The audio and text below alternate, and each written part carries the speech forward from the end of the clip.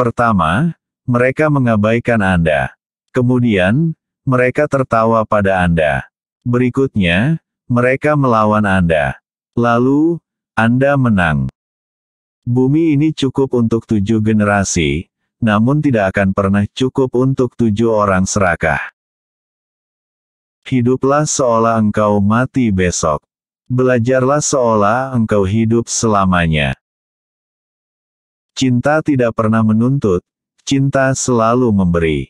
Cinta selalu menderita, tanpa pernah meratap, tanpa pernah mendendam. Harta sejati adalah kesehatan, bukan emas dan perak. Kasih sayang merupakan bentuk tertinggi dari sikap tanpa kekerasan. Bencilah dosa, sayangilah orang yang berdosa.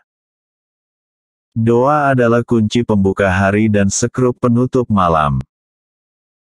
Kesalahan tidak akan menjadi kebenaran walau berulang kali diumumkan, sebaliknya, kebenaran tidak akan jadi kesalahan walau tak seorang pun mengetahuinya.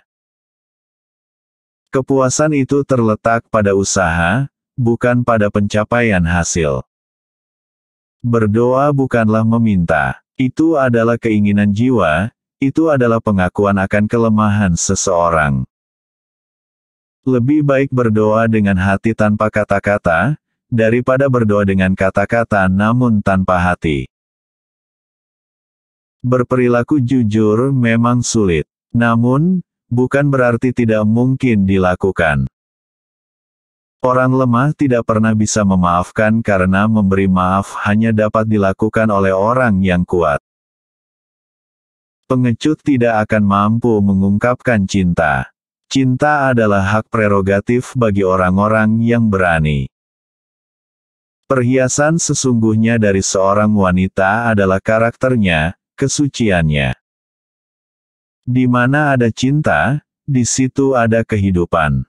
Berbeda dengan kebencian yang membawa kepada kemusnahan.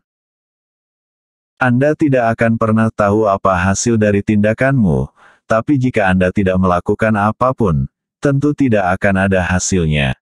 Sedikit tindakan lebih bernilai dari banyak khotbah. Kebencian selalu membunuh, cinta tidak pernah mati, itulah yang membedakan antara keduanya. Apa yang diperoleh cinta, akan selalu abadi. Apa yang diperoleh benci, akan menjadi beban hidup karena ia akan melahirkan banyak kebencian baru. Keegoisan adalah buta. Jika Anda ingin dunia berubah, jadilah perubahan itu sendiri.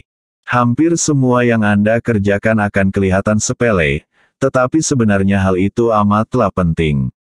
Kemenangan yang dicapai dengan kekerasan adalah kekalahan dan itu hanya sesaat.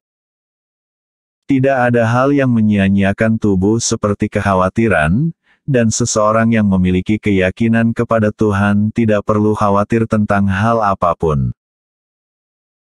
Kekuatan tidak datang dari kemampuan fisik, tetapi ia datang dari semangat yang tidak pernah mengalah.